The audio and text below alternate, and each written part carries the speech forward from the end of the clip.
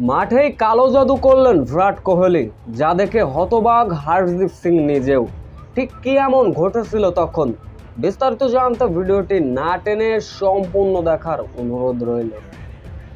বিশ্বকাপে নিজেদের প্রথম ম্যাচে মুখোমুখি আয়ারল্যান্ড এবং ভারত, যেখানে আয়ারল্যান্ডের বিপক্ষে আগে বোলিং করতে নেমেছিল কোহলি বাহিনী, যেখানে শুরুতেই দুর্দান্ত বোলিং করছিলেন হরদীপ সিং, টপ উইকেট তুলে নিয়েছিলেন।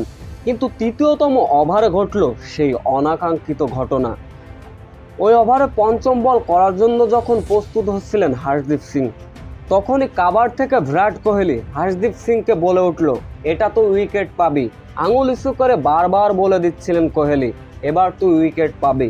কিন্তু তৎক্ষণিক পরের বলে বালবর্ণীকে বোল্ড করে ফেলেন হরদীপ সিং, যা দেখে রীতিমতো হতবাগী হয়ে গেলেন হরদীপ সিং। বিরাট কোহলি এমন কাহিনীটুকু হয়তো মজা করে বলেছিলেন, কিন্তু সত্যি সত্যি যে তিনি উইকেট পেয়ে যাবেন হরদীপ, কখনো সেটা কল্পনা করতে পারেননি।